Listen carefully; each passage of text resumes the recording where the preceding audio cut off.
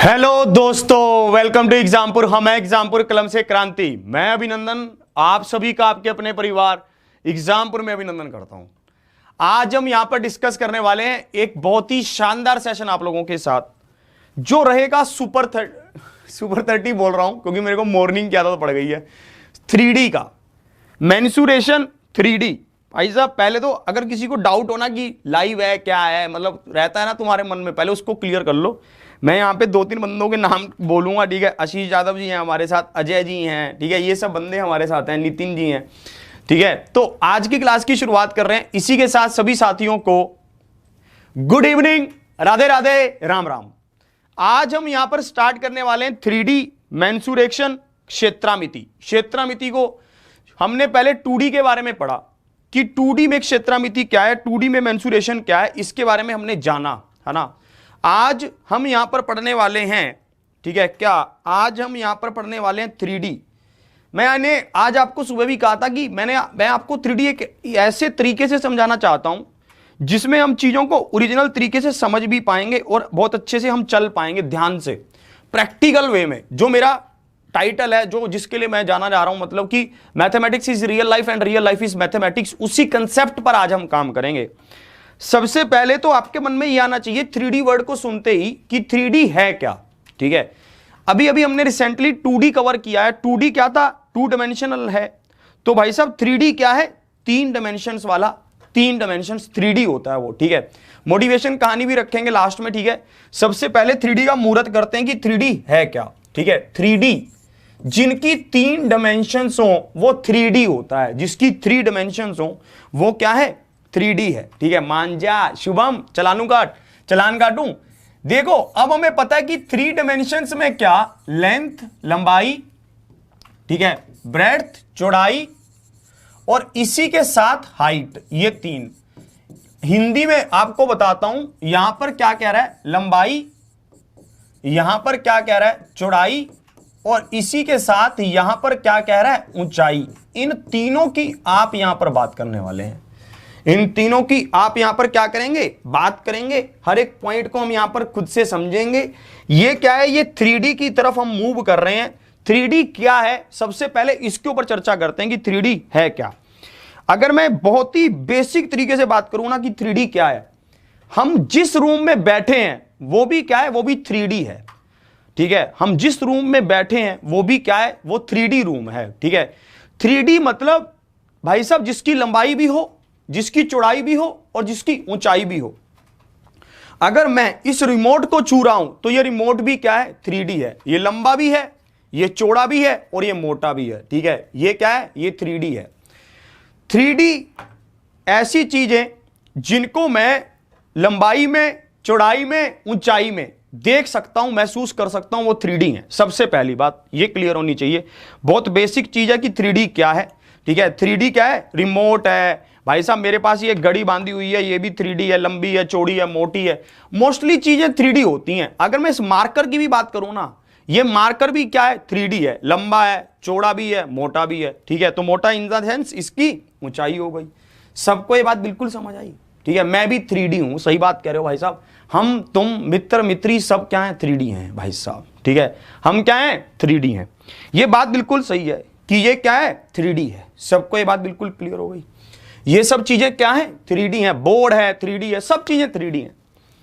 फिर 3D में हम यहां पर क्या क्या पढ़ने वाले हैं उसके ऊपर चर्चा करते हैं कि 3D में मेरे को क्या क्या आपको पढ़ाना है, आप 3D में क्या क्या पढ़ेंगे, ठीक है। उन सब के ऊपर हम विस्तार से पहले नोट कर लेते हैं, ठीक है। 3D में सिर्फ मेनली कुछ चीजें हैं जिनको हमें बहुत ध्यान से पढ़ना है। भाई साहब कुछ गुम हो गया मेरा, मैं निकाल लूं, ठीक है, ढूंढ लूं उसको, ठीक है। जो आपके लिए मैं शॉर्ट नोट्स बनाता हूं कि कैसे कैसे किस पैटर्न पर हमें चलना है, ठीक है। तो हम उसको देखते हैं कि 3D में हम क्या क्या पढ़ेंगे। सबसे पहले मैं इसकी बात करता हूं, 3D में हम क्या क्या पढ़ेंगे, ठीक है। 3D में हम लोग यहां पर पढ़ने वाले हैं, ध्यान से आप देखेंगे मेरे पास यहां पर सिस्टम बन गया। अब क्यूब पढ़ेंगे। क्यूब क्या होता है, क्यूब को आप कहते हैं घन, ठीक है। घन क्या होता है, जिसकी सारी साइडें बराबर होती हैं। क्यूब मैं आपको भी दिखाऊंगा कि क्यूब दिखता कैसे है, ठीक है। क्यूब पता है कैसा दिखता है, आपने क्यूब को देखा हुआ है, ये क्यूब है। लुड्डो बहुत चल रहा है भाई साहब, आजकल है लुड्डो खेलेगा, ऑनलाइन मेरे साथ लुड्डो खेलेगा, ये लुड्डो वाली गिट्टी है ना, होती है ना, ये इस पर तो चारों तरफ, यहां पर इस पर तो सभी तरफ पे क्या लिखा है, एक एक ही लिखा है, पर उस पर 1 2 3 4 5 6 लिखा होता है ना। ये क्या है, ये घन है, ये क्या है, क्यूब है। क्या आपको देखने से पता चल रहा है ना, मैंने आपको कहा था ना मस्त तरीके से आज पढ़ाएंगे भाई साहब। ये एक घन है, ये क्या है, एक घन है, आपको देखते ही पता चल रहा है ना, ये घन है, एक क्यूब। क्यूब के बारे में भाई साहब पढ़ेंगे। मित्री बहुत बोलते हैं कि लुड्डो खेलोगे मेरे साथ, मैं अरे टाइम नहीं है, टाइम नहीं है अभी। अब देखो क्यूबाइड क्या होता है, घनाभ, ये भी आपने देखा है बहुत बार। एक और क्या होता है, क्यूबाइड घनाभ होता है, ठीक है, इसका भी मैं आपको दिखाऊंगा, ठीक है, इसको भी आप जानते हैं बहुत अच्छी तरह से। फिर हम इसमें और क्या पढ़ने वाले हैं, सिलेंडर पढ़ने वाले हैं, इसको भी आप जानते हैं भाई साहब। सिलेंडर ये क्या है, बेलन, सिलेंडर बेलन। और हम इसमें क्या पढ़ने वाले हैं, कोन, क्या पढ़ेंगे, कोन, शंकु। और क्या पढ़ेंगे, कोन पढ़ेंगे, शंकु पढ़ेंगे, बेलन पढ़ेंगे, कोन पढ़ेंगे जिसको आप शंकु कहते हैं। फिर हम पढ़ेंगे स्फीयर, गोला, गोले के बारे में पढ़ेंगे। फिर हम क्या पढ़ेंगे, गोले के बारे में पढ़ेंगे। जैसे हमारी धरती है, इसको हम क्या कहते हैं, स्फीयर कहते हैं। फिर हम पढ़ेंगे हेमिस्फीयर के बारे में, इसको क्या कहते हैं, अर्धगोलार्ध कहते हैं, इसको क्या कहते हैं, अर्धगोलार्ध कहते हैं। फिर हम अंत में इसमें प्रिज्म और पिरामिड भी पढ़ेंगे। आपका साथ रहना चाहिए बिल्कुल बढ़िया तरीके से। इनको हिंदी में भी प्रिज्म और पिरामिड ही कहते हैं, प्रिज्म और पिरामिड ही कहते हैं। यही हम इन सब में यही सब चीजें पढ़ने वाले हैं। आपको यहां पर सब चीजों का ध्यान रखना है, ठीक है। हम इनमें ये सब चीजों को पढ़ने वाले हैं और इनमें भी आगे क्या क्या पढ़ने वाले हैं, सिर्फ 3 या 4 चीजों पर बात करेंगे। इन सब में भी हम सिर्फ 3 चीजों पर मेनली बात करेंगे, या फिर मोटा मोटा कह लो 4 चीजों पर हम बात करेंगे, बस इससे ज्यादा कोई बात नहीं करनी। हमें पता है कि हमें 3D में किन किन चीजों के बारे में पढ़ना है, 1 2 3 4 5 6 7, इन 7 चीजों के बारे में पढ़ना है। इन 7 चीजों के बारे में, हर किसी के बारे में सिर्फ हमें 4 चीजें जाननी होंगी। क्या क्या, इनका कर्व सरफेस एरिया, वक्र पृष्ठीय क्षेत्रफल, टोटल सरफेस एरिया, ठीक है, कुल पृष्ठीय क्षेत्रफल, और इसी के साथ इनका आयतन, वॉल्यूम, और जिनमें डायगोनल बनेगा उनमें डायगोनल, और जिनमें डायगोनल नहीं बनेगा उनमें डायगोनल नहीं। बस ये 4 चीजें हम निकालेंगे। आपने देखा होगा, आपको और मैं क्या दिखाऊं, ये देखो आपने ये कौन, आपको आपके मन में होगा कि शंकु कैसा दिखता है, शंकु। भाई साहब ये आइसक्रीम देखिए, गर्मी का मौसम चल रहा है, ठीक है, ये क्या चल रहा है, गर्मी का मौसम चल रहा है। जो ये नीचे वाला हिस्सा, ये क्या है, ये शंकु का आकार ले रखा है इसने, ये क्या है, शंकु है, शंकु, ठीक है, कौन है, देखा है ना ये आइसक्रीम का। जाते हो मित्री के साथ बोलते हो कि 2 आइसक्रीम दे दो, मित्री बोलती है 2 नहीं 1 ही ले लो, ठीक है, तो आप कभी कभी 1 ले लेते हैं, कभी कभी 2 भी ले लेते हैं। ये क्या है, ये नीचे वाला हिस्सा क्या है, शंकु है, शंकु, बहुत बार देखा है इसको हमने, है ना। और हम इसमें और भी इसमें बहुत मस्त मस्त फोटो आपके सामने आएंगी, ठीक है, बिल्कुल बिंदास तरीके से पढ़ेंगे इसमें, ठीक है। सब चीजें मैंने आपको दिखा रहा हूं। जैसे ये गोले हैं, ये सब क्या है, ये स्फीयर है, गोल गोल गोल, ये क्या है, जो पूरा गोल गोल है, ये क्या है, स्फीयर है। हम इन सब के बारे में बहुत अच्छे तरीके से समझने वाले हैं। फोटो मैं आपको दिखाता रहूंगा और हर एक फोटो के बारे में मैं आपको एक्सप्लेन भी करूंगा। फोटो से ही हम सब चीजों को पढ़ेंगे, फोटो से ही हम सब चीजों को जानेंगे बहुत अच्छे तरीके से, ठीक है। अब मैं आपको बता रहा हूं कि इसमें भी हम क्या क्या चीजों को पढ़ने वाले हैं, ठीक है। इसको भी ध्यान से देखते हैं, ठीक है। अब इसको ध्यान से देखते हैं कि इसमें हम क्या क्या पढ़ने वाले हैं। इसमें हम पढ़ने वाले हैं कर्व सरफेस एरिया। इसको क्या कहते हैं, इसको कहते हैं वक्र पृष्ठीय क्षेत्रफल। नोट कर लो कि इसमें भी हम क्या क्या पढ़ने वाले हैं, वक्र पृष्ठीय क्षेत्रफल। फिर हम पढ़ने वाले हैं टोटल सरफेस एरिया। इसको क्या कहते हैं, इसको कहते हैं कुल पृष्ठीय क्षेत्रफल। और हम इसमें क्या पढ़ने वाले हैं, वॉल्यूम। और हम इसमें क्या पढ़ेंगे, वॉल्यूम। भाई साहब क्या पढ़ने वाले हैं, वॉल्यूम। इसको क्या कहते हैं, आयतन। इसको क्या कहते हैं, आयतन। और इसी के साथ साथ हम इसमें पढ़ेंगे डायगोनल, ठीक है। इसमें क्या पढ़ेंगे, डायगोनल विकर्ण के बारे में भी पढ़ेंगे, ठीक है। डायगोनल उसको कहना वैसे सही नहीं होगा, पर हम उसको डायगोनल से एक बार रिप्रेजेंट कर रहे हैं। आप सब चीजों को यहां पर ध्यान से देखना, ठीक है। अब देखो मैं आपको यहां पर समझाता हूं कि कर्व, देखो पहली बात मुझे ये बताओ, ठीक है, यहां पर आपको, यहां पर जो भी साथी हमारे साथ जुड़े हुए हैं आज, ठीक है, उनको ये बहुत लगता होगा कि यार 3D में मतलब यार फॉर्मूले बहुत होते हैं यार, सूत्र बहुत हैं 3D में। ए सूत्र वालों आयो आज या नहीं, ठीक है, आज तुम्हारी बारी है। तो हमें पता है कि भाई साहब 3D वाले बोलते हैं कि भाई साहब कि यार सूत्र बहुत याद करने पड़ते हैं 3D में, 2D में। आज मैं आपका ये सिस्टम ही खत्म करने वाला हूं। सिर्फ एक सूत्र मैं आपको बताऊंगा और वो सूत्र सब जगह पर इंप्लीमेंट होगा, बस थोड़ा थोड़ा उसमें वैल्यू चेंज होती रहेंगी। वही सूत्र हर जगह पर इंप्लीमेंट होता चला जाएगा और ये चारों चीजें निकलती चली जाएंगी। ये चारों की चारों चीजें उसमें आप निकालते रहेंगे सेम सूत्र से, फॉर्मूला सेम लगेगा।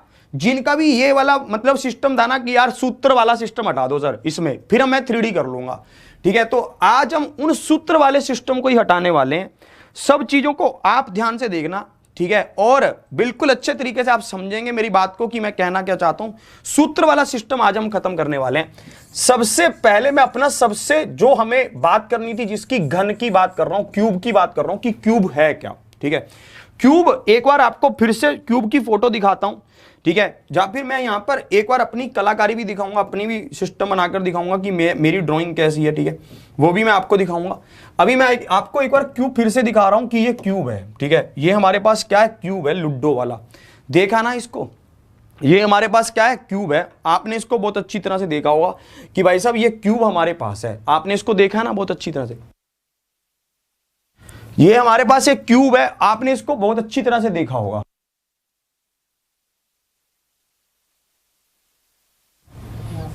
ये हमारा क्या है, क्यूब है। इसको आपने बहुत ही शानदार तरीके से बार बार देखा होगा, बहुत बार आपने इसको लूडो में खेला भी होगा। ये हमारे पास क्या है, क्यूब है। अब हम क्यूब के बारे में बात कर रहे हैं कि क्यूब आपका क्या क्या होता है और इसमें कैसे कैसे हम इसको पढ़ सकते हैं, ध्यान से आप देखेंगे, ठीक है।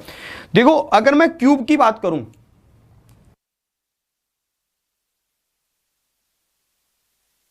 मैं यहां पर क्यूब की बात करता हूं, ठीक है, तो क्यूब के बारे में हम क्या क्या इंफॉर्मेशन निकाल सकते हैं आप ध्यान से अब इसमें समझेंगे। हमें सबसे पहले पढ़ना क्या है, हमें सबसे पहले पता करना है कि कर्व सरफेस एरिया क्या होता है। हमें सबसे पहले क्या पता करना है कि कर्व सरफेस एरिया क्या है, वक्र पृष्ठीय क्षेत्रफल क्या है। क्या, वक्र पृष्ठीय क्षेत्रफल। क्यूब के मैं फोटो बनाकर आपको दिखा रहा हूं कि क्यूब दिखता कैसे है। क्यूब की बात करते हैं, क्यूब कुछ इस तरह से दिखता है ना, क्यूब कुछ इस तरह से दिखता है, ऐसा, ठीक है। इसकी जो चारों, इसकी जितनी भी भुजाएं होती हैं वो क्या होती हैं, बराबर होती हैं। इसकी जितनी भी भुजाएं होती हैं वो क्या होती हैं, बराबर होती हैं। अगर ये ए है तो ये भी ए, ये भी ए, ये भी ए, इस तरह से ये सब क्या होती हैं, ए ए ए, सब बराबर होती हैं। ये क्या होती हैं, बराबर होती हैं सब, ठीक है। अब आपको समझ आ रहा है। अब आप मेरी इस बात को ध्यान से सुनेंगे कि वक्र पृष्ठीय क्षेत्रफल, कर्व सरफेस एरिया असल में है क्या। रियल लाइफ की बात करते हैं, छोड़ो इन सब चीजों को कि ये क्या है। भाई साहब हम इस कागजी इन फॉर्मूलों की बातों से निकलकर दुनिया में आते हैं, दुनिया में, ठीक है। देखो कर्व सरफेस एरिया क्या है, मैं इसको समझाता हूं कि कर्व सरफेस एरिया है क्या। मेरी बात को आप समझना। कर्व सरफेस एरिया है, आप जिस रूम में बैठे हैं, ठीक है, इस रूम की चारों दीवारों के एरिया को जोड़ लिया जाए तो ये क्या होगा, ये कर्व सरफेस एरिया होगा। अगर आप फर्श के और ऊपर छत के एरिया को छोड़ दें और बाकी चारों दीवारें बची पूरे रूम में, इन चारों दीवारों का एरिया जोड़ लें तो ये क्या होगा, कर्व सरफेस एरिया होगा। कर्व सरफेस एरिया निकाला क्यों जाता है, सबसे पहले ये भी हमारे दिमाग में आना चाहिए। रियल लाइफ का क्वेश्चन है ये कि इस कर्व सरफेस एरिया क्यों निकालेंगे हम, जरूरत क्या पड़ी इसको, ठीक है। रियल लाइफ में क्या जरूरत पड़ी इसकी जरूरत इसलिए पड़ी क्योंकि जब आप काली मतलब जो वो क्या बोलते हैं उसको रंग रोगन करवाते हो घर में, तो आप सिर्फ दीवारों पर करवाते हो। जो फर्श होता है उस पर तो पत्थर लगता है और जो छत होती है उस पर पीओपी वगैरह होती है, ठीक है, या फिर डाउन सीलिंग चल रही है आजकल, है ना, बहुत नए नए शौक चल रहे हैं भाई साहब तुम्हारे, ठीक है। और या फिर छत पे डाउन सीलिंग हो जाती है, पीओपी हो जाती है, या फिर छत पे कोई अलग रंग करता है, वो जो दीवारों पर रंग करता है उससे अलग होता है भाई साहब रंग। तो इसलिए हमें यह पता करना होता है कि भाई साहब दीवारों पर कितना पेंट लग जाएगा, दीवारों का कितना एरिया है। या फिर देखो आप पहले दीवारें खड़ी करते हो, जमीन तो आपके पास होती ही है, दीवारें आप खड़ी करते हो, फिर लेंटर डलता है। तो आपको अगर पता हो कि भाई साहब कि मेरे को जहां पर दीवारों का एरिया कितना है, तो आप ईंटों की संख्या निकाल सकते हो, आप उससे सीमेंट निकाल सकते हो कि कितना लगेगा। इन सब चीजों के लिए हमें क्या पड़ता है, इन सब चीजों के लिए हमें इसकी जरूरत पड़ती है। अब मुझे देखो, अब मेरी बात को आप समझना। अगर मैं कर्व सरफेस एरिया की बात करता हूं तो कर्व सरफेस एरिया मतलब क्या है, चारों दीवारों का एरिया। एक दीवार का एरिया कितना होगा? एक दीवार का एरिया बताओ मुझे। आप कहोगे एक दीवार का एरिया बेस हो गया a और ऊंचाई हो गई a, तो भाई साहब एक दीवार का एरिया हुआ a स्क्वायर, यही होगा। इस तरह से चारों दीवारों का एरिया क्या होगा? a square a square a square, इस तरह से कितना हो जाएगा? 4a स्क्वायर हो जाएगा। कितना हो जाएगा? 4a स्क्वायर हो जाएगा। क्या आप इस बात से सहमत हैं? ठीक है। फिर किसी ने कहा कि यार ये तो सर बहुत मतलब अजीब सा हो रहा है ना, तो मैंने आपको कहूंगा अजीब इसमें कुछ नहीं है। अभी तक आपको यहां पर ये बात बिल्कुल समझ आनी चाहिए कि कर्व सरफेस एरिया क्या होता है। कर्व सरफेस एरिया होता है चारों दीवारों का एरिया। अगर एक दीवार का एरिया a स्क्वायर है तो चारों दीवारों का एरिया भी क्या होगा? 4a स्क्वायर हो जाएगा। हम इसको यहां पर नोट कर लेते हैं। आप इसको एक सिस्टमेटिक वे से समझ सकते हैं। जो मैंने आपको कहा था कि मैं आपको एक फॉर्मूला बताऊंगा, वो सब में लगेगा। तो कर्व सरफेस एरिया का एक फॉर्मूला क्या है? पेरीमीटर ऑफ द बेस क्या है? मैं अभी हिंदी में बताऊंगा। पेरीमीटर ऑफ बेस, ये हर जगह लगेगा, इनटू हाइट। ठीक है, perimeter of the base into height. आधार का परिमाप, आधार का परिमाप गुना क्या होगा? ऊंचाई। आधार का परिमाप गुना में क्या होगी? ऊंचाई। ये आपको ध्यान रखना है। फिर आपके मन में ये आना चाहिए कि आधार का परिमाप मतलब क्या? आधार क्या है? सबसे पहले ये आपके दिमाग में आना चाहिए कि भाई साहब आधार का परिमाप, perimeter of the base into height, ये अगर कह रहा है तो आधार है क्या? सबसे पहले हमें आधार बताओ। ये आपने नोट कर लिया। अब मैं चलता हूं, आपको दिखाता हूं कि आधार क्या है। अब मैं आपको ये दिखा रहा हूं कि आधार क्या है। अब मैं आपको आधार दिखाता हूं कि आधार कैसा दिखता है। ठीक है, आधार मतलब base, perimeter of the base. अगर मान लो ये एक स्क्वायर है, ठीक है, मानते हैं ये एक स्क्वायर है, ठीक है, मान लेते हैं, वैसे रेक्टेंगल की तरह दिख रहा है पर मानने में क्या है, तो आपको पता है कि ये भी ए, ये भी ए, ये भी ए, ये भी ए। पेरीमीटर क्या होता है? परिमाप क्या होता है? पेरीमीटर होता है चारों भुजाओं का योग। भाई साहब अगर ये चारों भुजाएं ए हैं तो योग क्या होगा? 4a होगा। ठीक है, तो आपको परिमाप इसका क्या आ जाएगा? चारों भुजाओं का योग 4a आ जाएगा। आएगा कि नहीं? इसी कंसेप्ट पर यह काम कर रहा है। ठीक है, तो perimeter of the base, perimeter of the base कितना हुआ? 4a हो गया, इनटू हाइट, ये भी किसके बराबर आ गया? 4a स्क्वायर के बराबर आ गया। यहां पर भी ये आ रहा था 4a स्क्वायर और यहां पर भी ये क्या आ रहा है? 4a square. तो आपको बात की गहराई समझ आ गई कि भाई साहब perimeter of the base into height, आधार का परिमाप, और उसी तरह से अगर आप उसमें ऊंचाई गुना कर देते हो तो ये क्या आएगा? कर्व सरफेस एरिया आएगा। अब आगे चलते हैं कि टोटल सरफेस एरिया क्या होता है, कुल पृष्ठीय क्षेत्रफल क्या है। अब आपके दिमाग में ये आना चाहिए। मैंने कहा देखो हमें पता चल गया कि भाई साहब चारों दीवारों का एरिया हमें पता चल गया। हमें क्या पता चल गया? चारों दीवारों का एरिया पता चल गया। कुल पृष्ठीय क्षेत्रफल में क्या आ जाएगा? ऊपर छत वाला एरिया भी और नीचे फर्श वाला एरिया भी। कुल पृष्ठीय क्षेत्रफल में क्या आएगा? ऊपर छत वाला एरिया भी और नीचे फर्श वाला एरिया भी। भाई साहब ये तो एक स्क्वायर है, तो भाई साहब ऊपर फर्श का, नीचे जमीन का एरिया कितना होगा? a इंटू ए, आपको पता है a स्क्वायर होगा, और फर्श का एरिया भी कितना होगा? बराबर ही होगा, क्योंकि सॉरी छत का एरिया भी कितना होगा? बराबर होगा। तो भाई साहब छत का एरिया कितना? a स्क्वायर, और भाई साहब फर्श का एरिया कितना? a स्क्वायर, तो 6a स्क्वायर हो गया। तो आपको यहां पर बहुत सही ढंग से ध्यान रखना है कि भाई साहब टोटल सरफेस एरिया हमेशा क्या होता है? कर्व सरफेस एरिया प्लस में, ठीक है, कर्व सरफेस एरिया प्लस में छत तथा, ठीक है, फर्श का एरिया, छत तथा फर्श का एरिया। अगर मैं इसको इंग्लिश में कहूं तो भाई साहब फ्लोर और रूफ का एरिया, फ्लोर छत, सॉरी फर्श, फ्लोर, और भाई साहब ये रूफ, इनका भी एरिया। ठीक है, ध्यान से बिल्कुल प्रैक्टिकल लाइफ में चलेंगे भाई साहब, बिल्कुल किसी तरह की कोई दिक्कत नहीं होनी चाहिए। जल्दी से सभी साथी एक बार सेशन को शेयर करके 1100 प्लस लेकर चलेंगे, क्वेश्चन की ओर बढ़ने वाले हैं धीरे ही। बस देखो आपको पता चल गया कि कर्व सरफेस एरिया का बेसिक फॉर्मूला क्या है, जिसको आप हमेशा ध्यान रखेंगे, जो आपके सभी आगे वाले 3D फिगर्स में लगेगा। क्या? Perimeter of the base into height. Total surface area क्या होगा? टोटल सरफेस एरिया क्या होगा? कर्व सरफेस एरिया प्लस में ऊपर छत का एरिया और नीचे फर्श का एरिया। ये आप ध्यान रखोगे, ये बेसिक सूत्र है इसका। ये इसका क्या है? बेसिक सूत्र है। मैं इसको हर जगह पर इसी को लगाऊंगा और इसको लगाकर ही सब चीजों को निकालूंगा। अगर ये कभी भी, बस आपको इतना ध्यान रखना है, अगर आप इसको ध्यान रखते हैं तो आपका हर चीज निकलेगी। ठीक है, हमने अब बात कर ली तो कर्व सरफेस एरिया की, टोटल सरफेस एरिया की। अब हम बात करते हैं वॉल्यूम की। अब हम किसकी बात करते हैं? वॉल्यूम की बात करते हैं, आयतन की बात करते हैं। अब हम किसकी बात करते हैं? वॉल्यूम की बात करते हैं, आयतन की बात करते हैं। आयतन क्या होता है? ठीक है, आयतन होता है एरिया ऑफ द बेस, फिर से ध्यान से सुनोगे, एरिया ऑफ बेस, ठीक है, इनटू हाइट। बस इतना आपको इन सब चीजों को ध्यान रखना है, फिर हम इन पर क्वेश्चन करेंगे। ठीक है, area of the base, area of the base मतलब आधार का क्षेत्रफल, आधार का क्या? क्षेत्रफल, आधार का क्षेत्रफल गुना में ऊंचाई, आधार का क्षेत्रफल गुना में ऊंचाई, आधार का क्षेत्रफल। अब आपके मन में फिर से आना चाहिए कि आधार क्या? आधार का क्षेत्रफल मतलब आपको ध्यान आना चाहिए कि आधार क्या है यहां पर। ठीक है, आपको यह ध्यान आना चाहिए। आधार फिर से यही बेस, मैंने आपको भी दिखाया फोटो कि यह बेस होता है, तो आपको यहां पर पता चलेगा कि ये बेस है। अब आप यहां पर देखोगे ये बेस है, इसका आपका क्षेत्रफल कितना होगा? अगर इसके क्षेत्रफल की बात करता हूं तो भाई साहब इसका क्षेत्रफल हो जाएगा लंबाई गुना में चौड़ाई। अगर ये एक स्क्वायर है तो सभी साइडें बराबर है, तो इसका क्षेत्रफल कितना हो गया? ए स्क्वायर हो गया।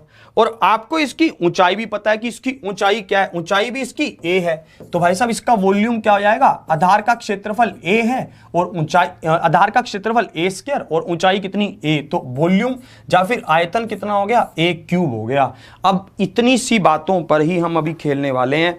ठीक है, फिर मैं आपको कुछ और नई बातें बताऊंगा। ठीक है, पहले हम इन पर बेस्ड कुछ क्वेश्चन को देखते हैं, आप इन सब चीजों को नोट कर लोगे। तो कर्व सरफेस एरिया क्या होता है? Perimeter of the base into height, आधार का परिमाप गुना में ऊंचाई।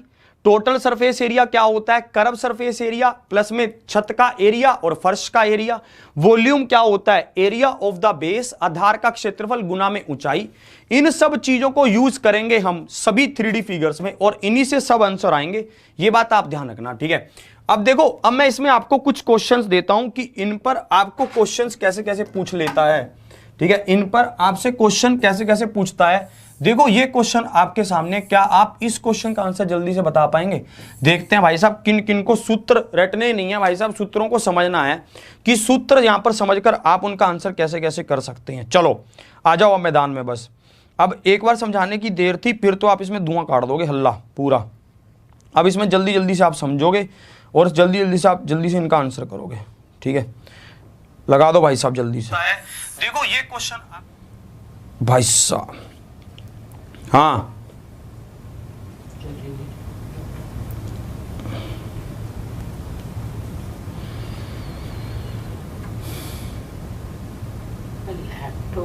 आ जाओ भाई जल्दी से, क्या कह रहा है इसमें?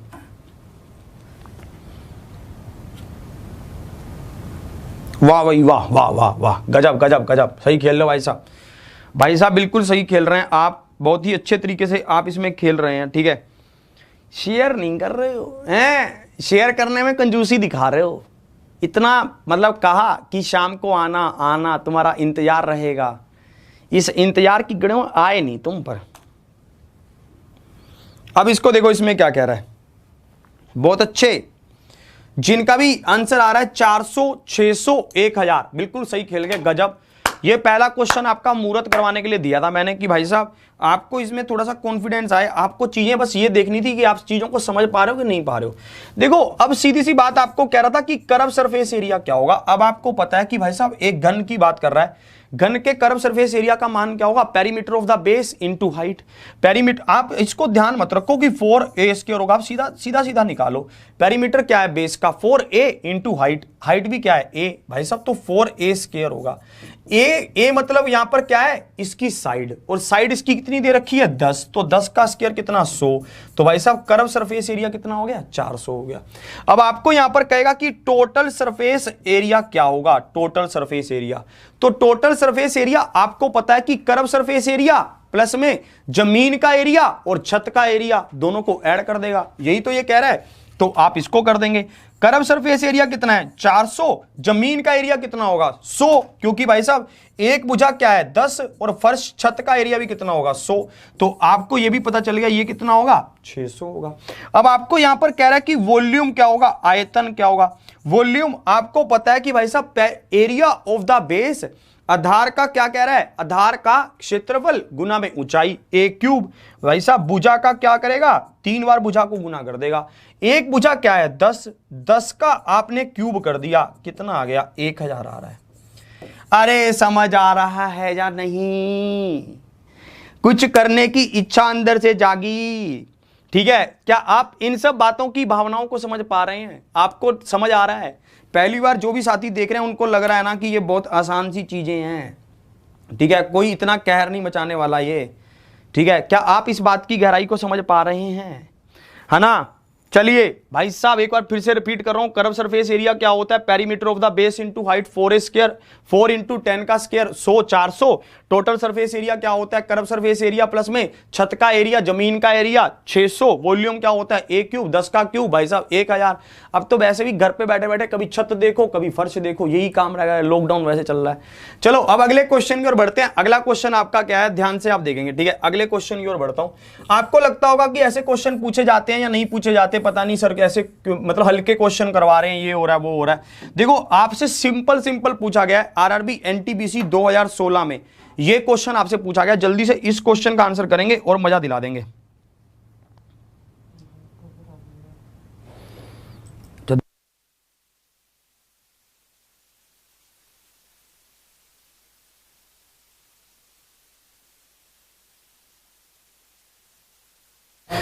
चलिए अब आपको ये बात बिल्कुल समझ आ रही है कि भाई साहब देखो ये क्वेश्चन आपसे पूछा गया है आरआरबी एनटीपीसी 2016 में। ये क्वेश्चन आपसे कहां पर पूछा गया है? आरआरबी एनटीपीसी 2016 में पूछा गया। इस क्वेश्चन का आंसर करेंगे जल्दी से। इसमें क्या कहना चाहता है ये क्वेश्चन? आपको कह रहा है A is a side of a cube. A कह रहा है कि ए एक साइड है क्यूब की, ठीक है? What will be the total surface area of the cube? हमसे पूछ रहा है कि टोटल सरफेस एरिया क्यूब का क्या होगा, ये हमसे पूछा गया। भाई साहब मुझे पता था टोटल सरफेस एरिया क्या होता है क्यूब का। आपको पता है कि आपको इसकी फोटो बनाने की वैसे जरूरत नहीं है, पर फिर भी हमारे साथ कुछ नए विद्यार्थी जुड़ रहे हैं आज, तो मैं उनको थोड़ा आसानी से सब चीजों को एक्सप्लेन करना चाहता हूं। तो आपको ये मैं दिखा रहा हूं, जैसे आपको पता है कि ये साइड क्या हो गई, ए हो गई। सबको ये बात क्लियर? अब ये कह रहा है कि भाई साहब संपूर्ण सतही क्षेत्रफल क्या होगा, कुल पृष्ठीय क्षेत्रफल, total surface area.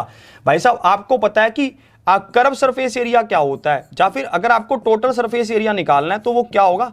Curve surface area कितना होगा? चारों दीवारों का एरिया, एक दीवार का एरिया कितना होगा? A square, perimeter of the base, perimeter of the base into height, plus में कितना होगा 2a स्क्वायर। तो टोटल कितना हो गया 6a स्क्वायर हो गया। 6a square is the right answer. Option A इसका क्या है? परम सत्य आंसर है। Option A is the right answer. यहां तक बिल्कुल कहानी समझ आ रही है ना? किसी को कोई दिक्कत कोई परेशानी अभी तक तो आनी चाहिए नहीं, ठीक है? आगे बढ़ते हैं, इसमें थोड़ी सी चीजों को और देखते हैं। और इसमें क्या है इसको ध्यान से देखिए, ठीक है? नहीं ये वाला नहीं, ये वाला तो विकर्ण की लंबाई पूछ रहा है। अब इसमें कुछ और चीज को भी सीखते हैं हम, ठीक है? हमने चीजों जितनी पहले यहां पर पढ़ी हमने उनके बारे में जान लिया, ठीक है? अब इसमें थोड़ी सी हम चीजों को और भी सीखेंगे, आप उसके बारे में भी चर्चा करेंगे, ठीक है? और उन चीजों को भी ध्यान से पढ़ेंगे। हम इसमें और क्या पढ़ने वाले हैं मैं आपको बताता हूं, अभी ध्यान से आप देखेंगे। अब हम यहां पर पढ़ने वाले हैं भाई साहब, आपके सामने मैं डिस्कस करने वाला हूं कि जो एक घन होता है उसका डायगोनल कितना होता है। जो एक घन होता है उसका डायगोनल कितना होता है, उस घन की बात हम यहां पर करने वाले हैं। जैसे ये घन है मेरे पास, ये मेरे पास क्या है, एक घन है। इस घन की अगर मैं बात करूं तो इस घन में अगर मैं एक सबसे बड़ी, मान लो आपके पास एक कमरा है, आपके पास एक कमरा है, आप जिस कमरे में बैठे हैं, आप जिस कमरे में बैठे हैं, आपके पापा ने कहा एक डंडा लेकर आप बड़ा सा, ठीक है? पहले तो आप डरे कि कहीं भाई मेरी पिटाई ना हो जाए उससे, पर आपको लाना पड़ेगा। पापा कह रहे हैं, पापा कह रहे हैं कि जितना बड़ा तू डंडा लेकर आ सकता है उतना बड़ा डंडा लेकर आ। आप एक बहुत बड़ा डंडा ले आए। आप जैसे उस डंडे को लेकर रूम में घुसे, भाई साहब वो डंडा रूम में घुस पूरा ना आए, तो पापा कह रहे भाई साहब इसको पूरा कर। अब तू रूम में, भाई साहब तू, आपने पहले उसकी हाइट को नापा था, उससे थोड़ा बड़ा आ गया डंडा। आपने पहले उसकी चौड़ाई को भी नापा था, उससे थोड़ा बड़ा आ गया डंडा भाई। तो अब आप उस डंडे को कैसे रख सकते हैं? अब आप उस डंडे को टेढ़ा करके रख सकते हैं। आप उसको ऐसा रख सकते हैं कि एक कोना, मेरी उंगली को देखना, एक कोना तो उसके उस, एक सिरा तो उसका उस दीवार के कोने पर लग जाए और दूसरा उसके उस पर लग जाए, मतलब वो डायगोनली सेट हो जाए। वो क्या हो जाए, ऐसे टेढ़ा आ जाए, टेढ़ा टेढ़ा लग जाएगा तो थोड़ा लंबा आ जाएगा जो डंडा होगा, चाहे वो क्या हो, लंबाई में बड़ा हो चाहे चौड़ाई में बड़ा हो, कैसा भी बड़ा हो। अगर आप उसको थोड़ा टेढ़ा करके रखेंगे, मतलब अगर आप इसको इस तरह से रखेंगे, इस तरह से, तो लंबा डंडा भी क्या हो जाएगा, सेट हो जाएगा। होगा कि नहीं होगा, लंबा डंडा भी क्या होगा, सेट होगा। आपको इसी डंडे को क्या कहते हैं, डायगोनल कहते हैं। इसी डंडे को क्या कहा जाता है, डायगोनल कहा जाता है, विकर्ण कहा जाता है इसमें, ठीक है। तो आप इसको ध्यान से देखोगे कि आप इस डंडे को कैसे यहां पर इसकी लंबाई निकालने को बोलेगा। अगर आपको इस डंडे की लंबाई निकालने को बोलेगा, ठीक है, तो आप इसको कैसे करेंगे, ध्यान से आप देखेंगे कि भाई साहब इसमें कैसे कैसे कहना चाहता है। ये डंडे के बारे में चर्चा करते हैं भाई साहब, ये डंडा क्या है, ठीक है। इसके ऊपर मैं आपको समझाता हूं। ये डंडा मैं आपको फोटो से दिखा रहा हूं, ये देखिए, ये आपको फोटो है इसकी भाई साहब, इसको ध्यान से देखेंगे। ये तो मैंने लेंथ ब्रेड्थ इसकी अलग अलग ले रखी है, ठीक है। इसको मैं एक्सप्लेन करता हूं अभी आपको, ठीक है। अभी आप इसको देखेंगे ध्यान से और मेरी बात को पूरा समझेंगे कि मैं क्या कहना चाहता हूं। देखो भाई साहब, दिख रहा है, ये बड़ा होगा, बड़ा हो सकता है, अच्छा ठीक है। चलो आप इसको देख पा रहे हैं, दिख रहा है, देखो, ठीक है।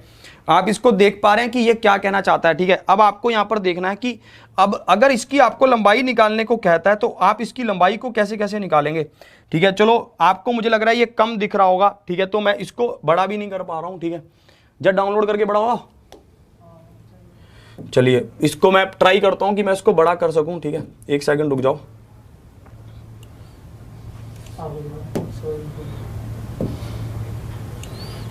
देखो, अब देखो, बड़ा तो अब भी ना हो रहा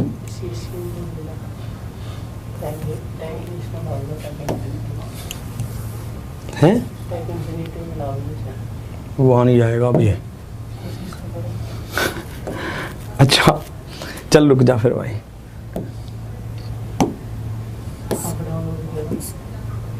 कहाँ हो गया, अब डाउनलोड हो गया, वहां से फोटो पे करना,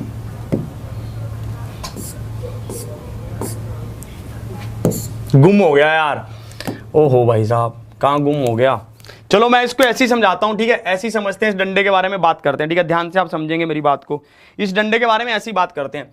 देखो आपको यहां पर पता चलेगा कि ये साइड क्या है, ए है, और ये साइड क्या है, ए है। अगर मैं आपको ये वाला निशान, ये वाली भुजा निकालने के लिए कहूं, ठीक है, नीचे से अगर मैं आपको ये वाली भुजा निकालने के लिए कहूं, तो क्या आप इस भुजा को निकाल सकते हैं? आप कहेंगे बिल्कुल निकाल सकते हैं। आप कहेंगे कि ये वाली भुजा का मान होगा √2a, होगा कि नहीं, क्योंकि नीचे तो एक स्क्वायर बन रहा है, तो ये क्या होगा, √2a होगा। अब मेरी बात को सुनो, अब मैं किस ट्रायंगल में जा रहा हूं, मैं ABC ट्रायंगल में जा रहा हूं। मैं किस में जा रहा हूं, ABC ट्रायंगल में जा रहा हूं। अगर मैं ABC ट्रायंगल की बात करता हूं, ठीक है, अगर मैं ABC ट्रायंगल की बात करता हूं, तो इसमें क्या क्या है, इसमें आपको पता चल गया, एक साइड तो √2a है, जो ये नीचे वाली है जैसे टेढ़ी आ रही है, √2a, और ये वाली साइड क्या है, a, और ये कितने डिग्री का कोण है, 90 डिग्री का कोण है। तो आपको पता चलेगा कि इस वाली भुजा का मान क्या होगा, इसका मान हो जाएगा a² प्लस में 2a², और इस पूरे का क्या, स्क्वायर रूट, √3a हो जाएगा। इसका मान क्या हो जाएगा, √3a हो जाएगा। इतना आपको ध्यान रखना है, इसका मान क्या हो जाएगा, √3a हो जाएगा, ठीक है। तो आप एक बार इसको फिर से ध्यान से समझ लोगे, फिर से समझा रहा हूं। इसका मान अगर a, तो इसका मान a, तो इसका मान क्या, √2a। अगर इसका मान √2a और ये वाला a, तो भाई साहब इस पूरी ट्रायंगल को ये यहां पे ले आओ, ABC को। कौन सी ट्रायंगल को, ABC को। आपको पता है कि भाई साहब BC भुजा कितनी है, √2a, और आपको पता है कि भाई साहब ये वाली भुजा कितनी है, A, तो ये वाली AC भुजा क्या होगी, AC भुजा होगी √3a होगी। इस तरह से आपको ध्यान रखना है कि जो एक डायगोनल होता है वो क्या होता है, इन तीनों लंबाई, चौड़ाई, ऊंचाई, बस आपको इतना ध्यान रखना है। अब इससे एक हमारे पास सीधा सीधा फॉर्मूला सा निकल कर आएगा, सीधी सीधी बात करेगा। भाई साहब शेयर करके आगे लेकर चलो मस्त तरीके से।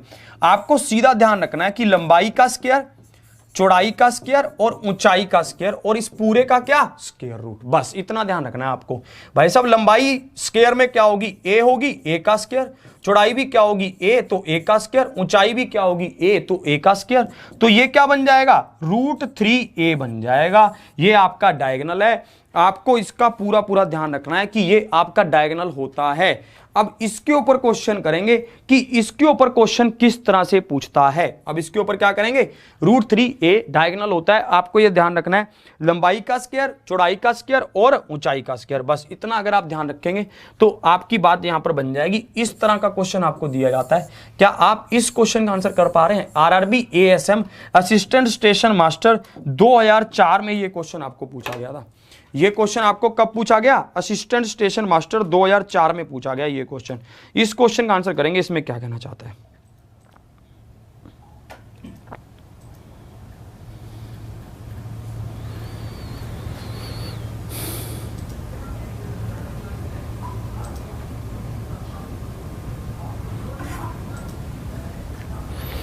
कहां भाग गए? एक क्वेश्चन में कितने, एक क्यूब में ये पूछ रहे हैं कि कितने डायगोनल होते हैं, ठीक है। तो आप इसको देख सकते हैं कि अगर आपको यहां पर ये डायगोनल बोलेगा, एक डायगोनल ऐसे, एक ऐसे, इस तरह से आप यहां पर काउंट कर लेंगे। आगे देखो अब इसमें, ठीक है। चलिए इसके ऊपर चर्चा करते हैं, इसमें क्या कहना चाहते हैं। जल्दी से सभी साथी शेयर करेंगे। भाई साहब शेयर करने में कंजूसी दिखा रहे हो यार, मजा नहीं आ रहा आपके साथ, ठीक है। अब इसको जल्दी से एक बार शेयर करोगे। यहां पर आपको दे रखा था कि एक घन का संपूर्ण पृष्ठीय क्षेत्रफल 600 वर्ग सेंटीमीटर है। एक जो घन है उसका क्षेत्रफल कितना होता है? 600। तो ये आपका आया भाई साहब 6 से स्क्वायर के बराबर। तो इसका मान क्या आ गया? 100 आ गया। तो एक भुजा की लंबाई क्या आ गई? 10 आ गई। और आपको पता है कि एक विकर्ण की लंबाई क्या होती है? √3a होती है। तो 10√3 होगी। तो ऑप्शन कौन सा सही होगा? सी इज द राइट आंसर। सी इसका क्या होगा? परम सत्य आंसर होगा। सी इज द राइट आंसर। सबको ये बातें बिल्कुल यहां तक समझ आ रही हैं? किसी को इस वाले क्वेश्चन में अभी तक कोई दिक्कत तो नहीं आ रही कि भाई साहब ये कैसे कहना चाहता है और क्यों कह रहा है, कैसे कह रहा है, ठीक है।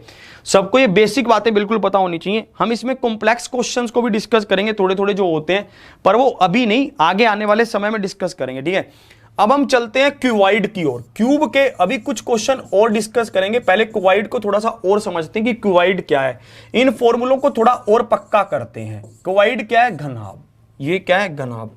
आपने जैसे क्यूब किससे मिलकर बना होता है? सभी स्क्वायर से मिलकर बना होता है। क्यूब किससे मिलकर बना होता है? स्क्वायर से मिलकर बना होता है। क्यूब का बेस क्या होता है? स्क्वायर होता है। इसी तरह से क्यूबॉइड का बेस क्या होता है? रेक्टेंगल होता है, ठीक है। आयत होता है। जैसे आपने एक, अगर आपको बोला जाए कि एक रेक्टेंगल बनाओ, क्यूबॉइड बनाओ, तो क्यूबॉइड कैसे बनेगा? इस तरह से बनेगा। क्यूबॉइड कैसे बनेगा? इस तरह से बनेगा। इस तरह से एक क्यूबॉइड आपका बन जाएगा। आप इसको अगर ध्यान से देखेंगे, मानते हैं आप इस बिंदु पर देख रहे हैं, ठीक है। आपके जो कमरों का आकार होता है वो अलग अलग होता है। कई कमरे छोटे होते हैं, कई कमरे बड़े होते हैं, ठीक है। कई कमरों की चारों जो वो होती हैं, लंबाई, चौड़ाई, ऊंचाई बराबर होती है। कई कमरों की अलग अलग होती है। मोस्टली क्या होती है? अलग अलग होती है। मोस्टली क्या होती है? अलग अलग होती है। जो हमारे कमरे होते हैं उसकी लंबाई, चौड़ाई और ऊंचाई क्या होती है? अलग अलग ही होती है भाई साहब। तो इसलिए हमें यहां पर इसको भी ध्यान से देखना है। ये इसकी क्या है? चौड़ाई, ये इसकी क्या है? लंबाई, और ये इसकी क्या है? ऊंचाई। और ये सब क्या है? अलग अलग हैं। परंतु इसमें वो चीजें सब टू, जो भी अभी हमने सीखा है वो सब इसमें सेम टू सेम इंप्लीमेंट होगा। सब मैं आपको इंप्लीमेंट करके दिखा रहा हूं और इसके फॉर्मूले आपको सूत्र बनाकर दिखा रहा हूं। खुद से आप बना भी सकते हैं। जैसे आपको पता है कि कर्व सरफेस एरिया क्या होता है? कर्व सरफेस एरिया, मुझे बताओ, क्या आप जानते हो कर्व सरफेस एरिया क्या होता है? मैं आपसे इस घनाभ का, इस क्यूबॉइड के हिसाब से नहीं पूछ रहा हूं, मैं आपसे पूछ रहा हूं, ठीक है।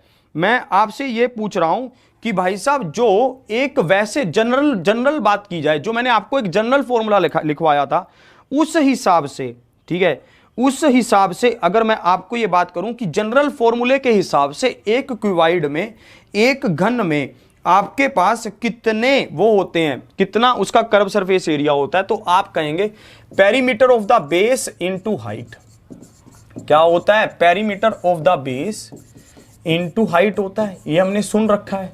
पेरीमीटर मतलब परिमाप किसका? आधार का।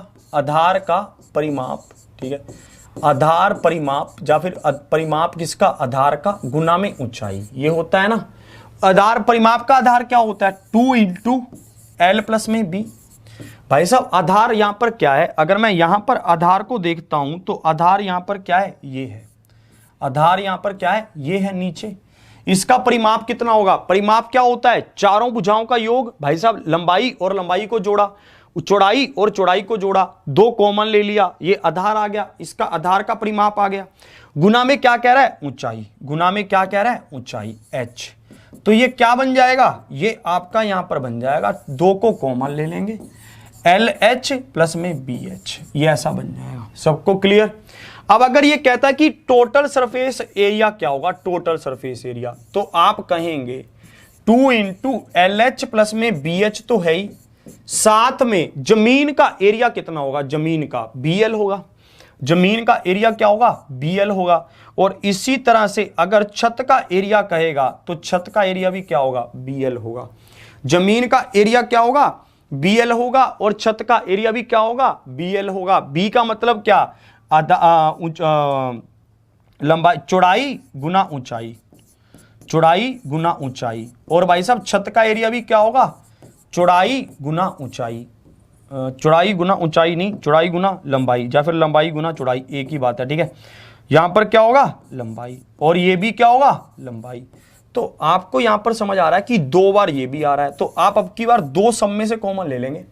अब आपको इसको ध्यान कैसे रखना है, अगर आप इसको याद करना चाहते हो तो आप ध्यान कैसे रखोगे कि भाई साहब 2 तो कॉमन ले लो, इन सब भुजाओं को एक एक बार आपस में मल्टीप्लाई कर लो, बस जैसे आपने किया भाई साहब, एक बार बी और एल को मल्टीप्लाई कर लिया, लंबाई और चौड़ाई को मल्टीप्लाई कर लिया जैसे आपका है, फिर आपने क्या किया, लंबाई और ऊंचाई को मल्टीप्लाई कर लिया, फिर आपने क्या किया, चौड़ाई और ऊंचाई को मल्टीप्लाई कर लिया, इस तरह से आपने कर लिया।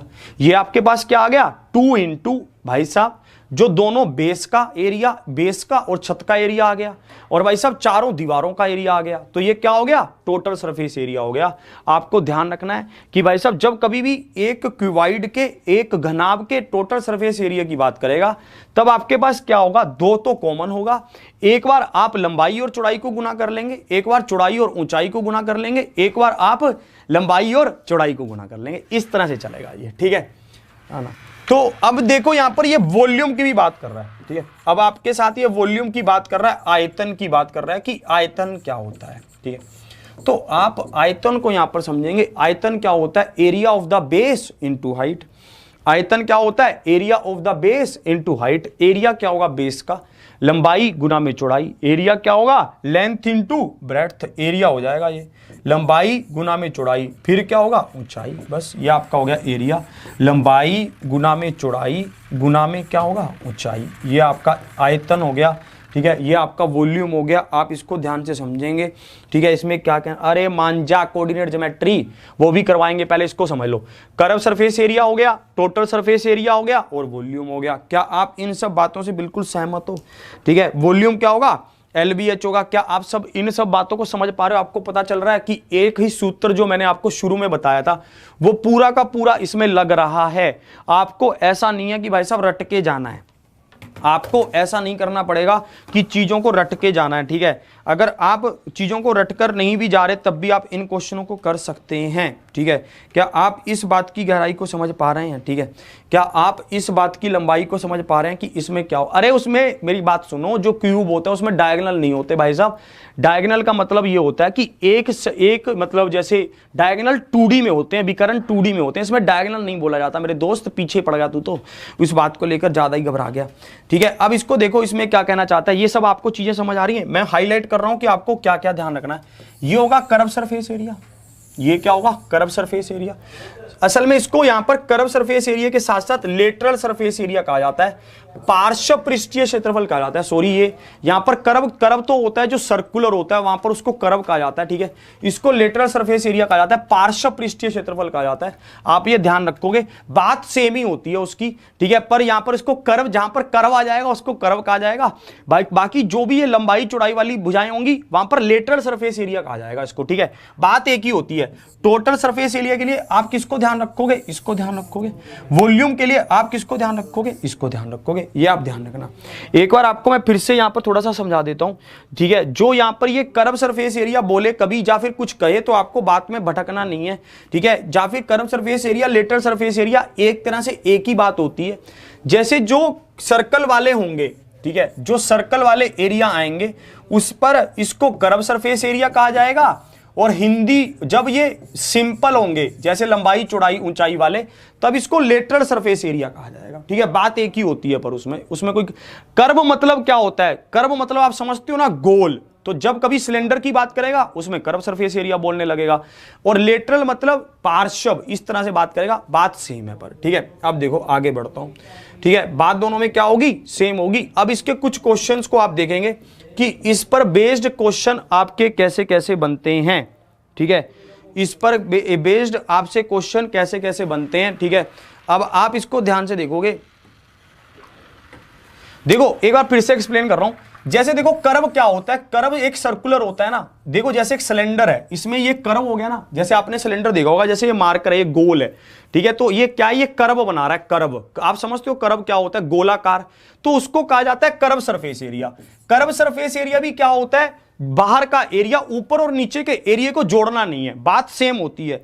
लेटरल सरफेस एरिया उसको बोल दिया जाता है जब लंबाई, चौड़ाई और ऊंचाई आ जाती है। बस आपको ये चीजें ध्यान रखनी है, ठीक है, इसमें पजल नहीं होना। बात अगर कर्व सरफेस एरिया लिख दे या फिर लेटरल सरफेस एरिया लिख दे, बात एक ही होगी, ठीक है।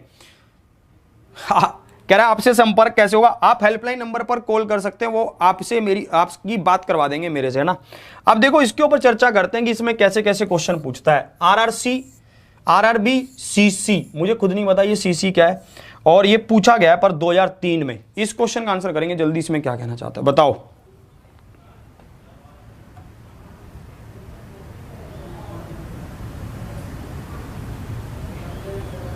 ओ भाई,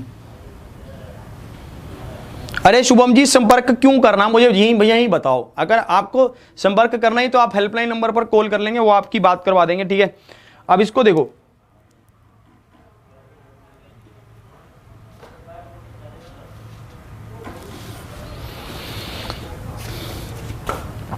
क्लास को शेयर करके एक बार 1300 प्लस की ओर ले चलो, पर अब तो टाइम होने वाला है, ठीक है।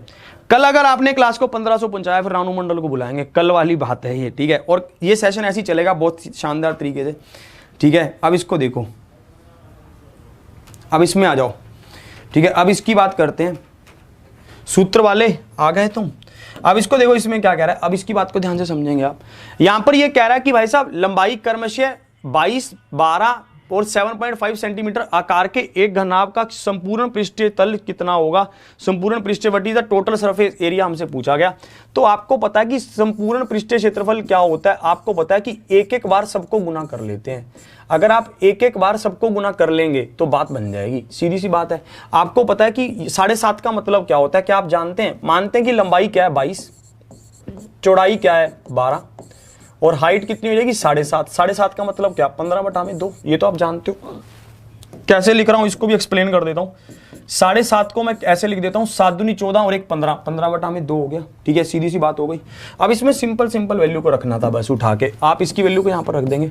एल का मान क्या है 22, चौड़ाई कितनी है 12।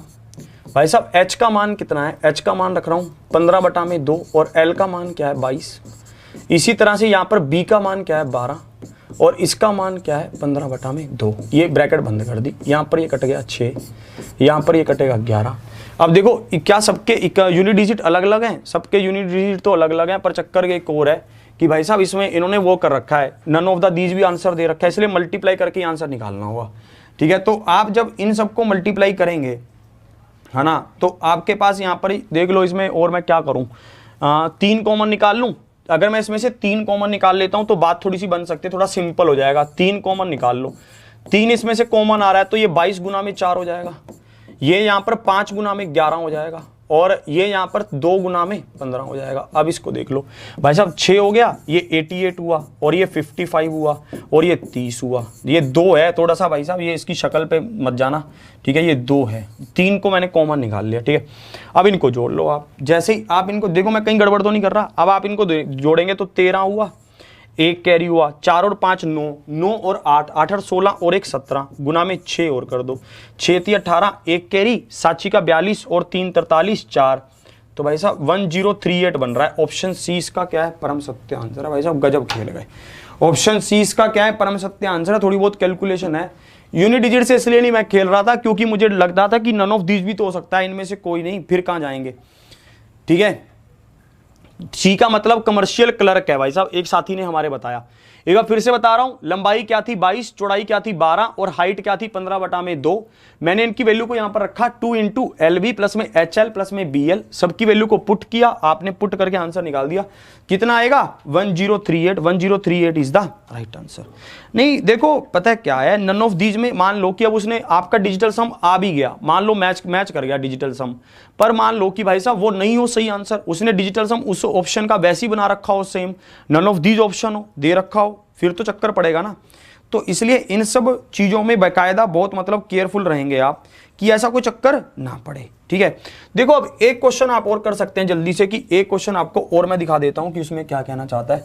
इस क्वेश्चन को आप ध्यान से देखेंगे, इसके ऊपर क्या कह रहा है, ध्यान से इसको देखोगे, इस क्वेश्चन का आंसर करेंगे जल्दी से। आज कौन सी कहानी सुनाए यार, पुरानी बताओ कोई भाई, देखो ठीक है, जो आपकी डिमांड। ट्रिक इसमें क्या लगेगी, इसमें क्या ट्रिक लगेगी यार, 11 वाली यार मैं नहीं लगाता हूं वो। अब इसको देखो,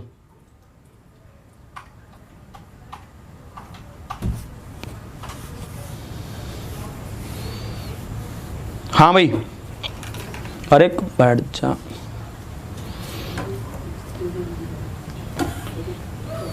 नहीं यार आज नहीं यार, रानू मंडल आज रानू मंडल थोड़ी ना आएगी यार, कैसी बात करते हो आप, आज नहीं आएगी भाई, आज नहीं रानू मंडल का आज आने का नहीं बनेगा भाई भैया, कल बनेगा उसका, अगर तुम 15 सूट खींच ले गए मीटर।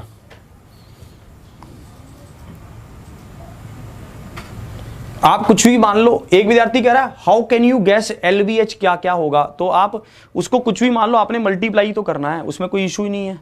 आप कुछ भी मान लो, लंबाई कुछ भी मान लो, चौड़ाई कुछ भी मान लो, परंतु आपको हमेशा यह ध्यान रखना है कि पहले वाला हमेशा, अगर मान लो नहीं देता वो क्वेश्चन में, तो पहले वाला लंबाई होगा, फिर चौड़ाई होगा, फिर ऊंचाई होगा। ये एक मतलब रूल है।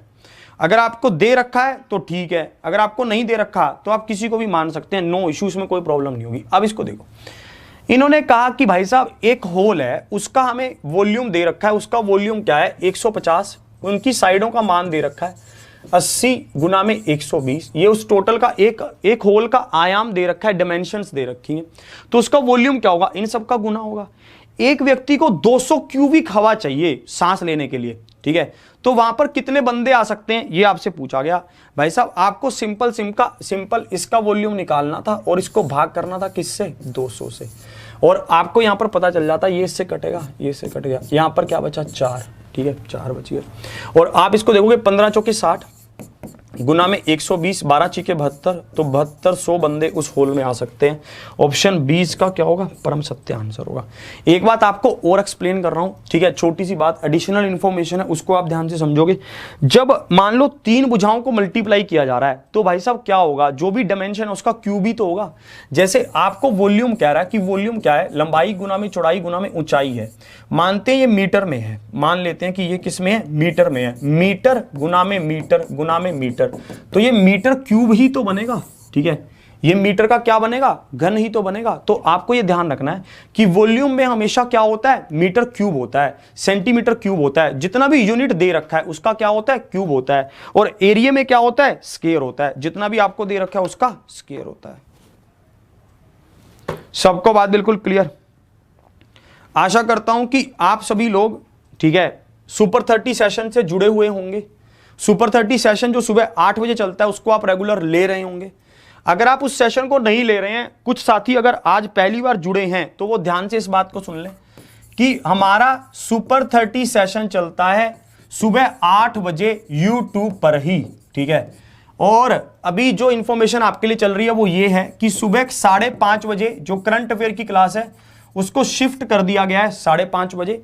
और आपके लिए एक खुशी की बात यह है कि एग्जामपुर परिवार ने IAS PCS, मतलब आपके अपने परिवार ने IAS PCS की क्लासेस को भी स्टार्ट कर दिया गया, ठीक है। आप इन क्लासेस को भी रेगुलर लें, चाहे मतलब आप नहीं, मतलब इन द सेंस कि आप अगर तैयारी कर रहे हैं तो आप लें, नहीं तो आपके भाई बहन जो भी सगा संबंधी रिश्तेदार जो भी तैयारी कर रहा है उनको बताएं कि भाई साहब यहां पर फ्री ऑफ कॉस्ट या फिर बहुत ही रीजनेबल प्राइस में सब चीजें आपको मिल रही हैं।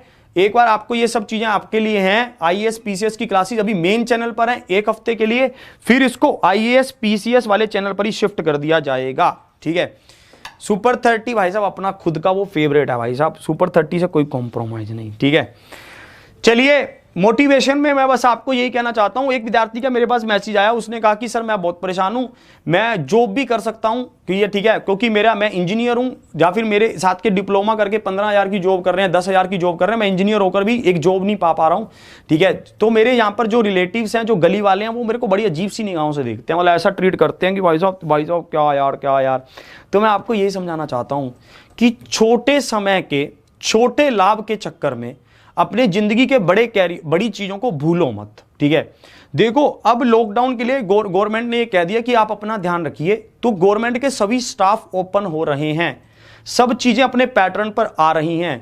अभी कुछ दिन पहले RRB NTPC का एक नोटिस फिर से आया था, जिसमें उन्होंने जल्दी से जल्दी क्या मांगा है, जल्दी से जल्दी उन्होंने अपने वो टेंडर का मांगा है कि भाई साहब टेंडर भेजो NTPC वालों का। अभी 2 दिन पहले अखबार में सब चीजें आई थी, ठीक है, आपने देखा भी होगा। तो इसका मैं ये आपको समझाना चाहता हूं कि छोटे समय के छोटे लाभ के चक्कर में या छोटे डरों के चक्कर में ये दुनियादारी ऐसी चलती रहेगी यार। वो गधे वाली कहानी मैंने आपको सुनाई है ना भाई साहब, वो एक बार एक गधे को लेकर जा रहे होते हैं, वो पूरी कहानी आपको ध्यान है ना, लास्ट में अपने ऊपर उठा लेते हैं ऐसे करके। तो मैं आपको ये समझाना चाहता हूं कि दुनिया के चक्करों में मत पड़ो, ये लोग बोलते रहेंगे कुछ ना कुछ, इनका कुछ नहीं जाएगा। समय रहते चीजों का लाभ उठा लो, जितना ज्यादा आप पढ़ सकते हो पढ़ लो भाई साहब, सब चीजें आपके पास चलेंगी बहुत अच्छे से और मस्त तरीके से चल रही हैं, इनको समझ लो और समझते हुए आगे बढ़ते रहो, ठीक है। एक बार एक संत के पास एक व्यक्ति जाता है, बोलता मैं अपने जीवन से बहुत परेशान हूं। संत कहते हैं कि तुम अपने जीवन से परेशान हो, चलो तुम मेरे साथ ही चलो, कुछ दिन मेरे साथ रहो, ठीक है। व्यक्ति कहता है कि ठीक है भाई साहब, मैं तो, मेरे पास तो वैसे भी कुछ करने को नहीं है। संत उसको अपने साथ ही ले चलते हैं। जब संत उसको अपने साथ ले चलते हैं तो चलते चलते कई दिन हो जाते हैं, 10-15 दिन बीत जाते हैं। संतों को लगता है बंदा सही है ये। संत कहते हैं किस बात की समस्या है तुझे? तो व्यक्ति कहता है मेरे पास पैसा नहीं है, मुझे पैसा दे दो, मैं सेट हो जाऊंगा, मैं छोटा काम कर लूंगा, मेरी जिंदगी बन जाएगी। संत कहते हैं चलो कभी सोचेंगे। 10 दिन और निकलते हैं, एक गांव में जाने लगते हैं। तो संत कहते हैं थोड़ी देर इस पेड़ के नीचे विश्राम करेंगे, थोड़ी देर इस पेड़ के नीचे विश्राम करेंगे, क्योंकि थोड़ा विश्राम करना मांगता है मुझे। तो वो दोनों वहां पर विश्राम करने लगते हैं। जैसे ही विश्राम करने लगते हैं, संत बोलते हैं इस पेड़ के नीचे तुम खोदो तो तुम्हें एक बहुत ही कीमती चीज मिलने वाली है। व्यक्ति उस पेड़ के नीचे खोदता है तो उसे एक छोटी सी डिब्बी मिलती है। व्यक्ति उस डिब्बी को निकालता है तो संत कहते हैं इसमें पारस मणि है, वो जिसको भी छुएगी वो क्या बन जाएगा? सोना बन जाएगा। मतलब जिस भी लोहे की वस्तु को छुएगी वो क्या बन जाएगा? सोना बन जाएगा। व्यक्ति बहुत अच्छा अचरज मानता है। व्यक्ति कहता है अच्छा ऐसा भी हो सकता है? बोला हाँ। बोला तुम जितनी चीजों को सोना बनाना चाहते हो बना लेना और पैसा ही पैसा कर लेना, अपना सुखी जीवन जीना। संत ये बोलते हैं तो व्यक्ति उस डिब्बी को खोलने का प्रयास करता है, उससे डिब्बी खुलती नहीं है। तो वो व्यक्ति संत की तरफ इशारा करके बोलता है कि ये डिब्बी जो खुद लोहे की है, ये डिब्बी क्या सोना किसी को बना देगी? इसमें रखी हुई चीज क्या किसी को सोना बना देगी? जो इस छोटी सी डिब्बी को भी लोहे की को क्या नहीं बना पाई? सोना नहीं बना पाई। तो वो संत कहते हैं हमारा काम तुम्हारा मार्गदर्शन करना है, इस काम को आगे पूर्ण तुम्हें ही करना होगा। विश्वास करोगे तो चीज पा जाओगे, नहीं तो तुम्हारी मर्जी, जो तुम चाहो वैसा कर लो। वो संत ऐसा बोलकर आगे चले जाते हैं। व्यक्ति थोड़ी देर प्रयास करता है, डिब्बी उससे नहीं खुलती। वो उस डिब्बी वैसे पत्थर पर फेंक के मारता है, बोला कुछ नहीं है, ये सब पखंड है। जैसी वो डिब्बी खुलती है, वो डिब्बी पर कुछ चीज निकलकर कांच चलती है, घास में जाकर, मतलब उस वहां पर झाड़ियां होती हैं, नदी होती है, उसमें गिर जाती है कुछ चीज छनक कर। और वो उस डिब्बी को उठाता है तो देखता है वो डिब्बी अब सोने की बन गई थी। उस डिब्बी के अंदर कपड़ा लगा हुआ था, जिसके कारण वो उसके संपर्क में नहीं आ पा रही थी वस्तु, ठीक है। डिब्बी के बाहर के जैसी संपर्क में आई वो क्या बन गई? सोना बन गई। अब वो उस पारस मणि को भी ढूंढ रहा है, उस संत को भी ढूंढ रहा है, अब कुछ मिलने वाला है नहीं। यही चीज आपके साथ है। अब आपके पास समय है, अब आपके पास टीचर हैं, आपके पेरेंट्स भी कह रहे हैं, सब चीजें हमारे पास हैं पढ़ने के लिए। अब हम क्या कर रहे हैं? दुनिया की बातें सुन ली, दुनिया के सब पखंडों में आ गए, ठीक है। तो आपको ये सब चीजें समझ नहीं आ रही हैं, ठीक है, ये सब चीजें मजाक लग रही हैं। परंतु जिस दिन इस समय भी निकल जाएगा, वो समय क्या है? जब ये समय आगे निकल, वो संत क्या है? पेरेंट्स हैं, मेंटर हैं, ये शिष्य, ये गुरु भी कहने लगेंगे भाई कर लो जो तुम्हें करना है, क्योंकि अब तो समय निकल ही गया है। पेरेंट्स भी कहने लगेंगे भाई कमाओगे खाओगे तभी हम करेंगे, हम भी कितनी उम्र करें। जब समय निकल जाता है तब सब ऐसे रिएक्ट करते हैं। तो यही आपको समझाना चाहता हूं, इस कीमती समय को मत गवाइए, पढ़ते रहे, निरंतर लगातार लगे रहिए, मंजिल आपको एक ना एक दिन जरूर मिलेगी, मेहनत जरूर होनी चाहिए। आज के सेशन को यहीं तक रखता हूं, आज के क्लास को यहीं तक रखता हूं। आशा करता हूं कि आपको सब चीज़ें बहुत अच्छे से समझ आई होंगी, आगे भी ऐसी समझ आती रहेंगी। परिवर्तन बैच को ज्वाइन कीजिए, मेरी क्लास उसमें चल रही है सुबह 9:30 बजे, चलते रहेंगे, बढ़िया शानदार तरीके से परसेंटेज चल रहा है उसमें, मजेदार है, ठीक है। आज की क्लास को यहीं तक रखता हूं। ऑफलाइन कमेंट करना सेशन कैसा लगा, कल जरूर आना, इसी टाइम पर इसी समय पर क्लास होगी आगे। कल और बढ़िया क्वेश्चंस को करेंगे, ऑफलाइन कमेंट करके बताना क्लास कैसी लगी। कल मिलता हूं सुबह 8 बजे, इसी के साथ कमेंट करना, शेयर करना, लाइक करना और सब्सक्राइब करना, ठीक है। आज की क्लास को यहीं तक रखता हूं इसी के साथ। जय हिंद, जय भारत।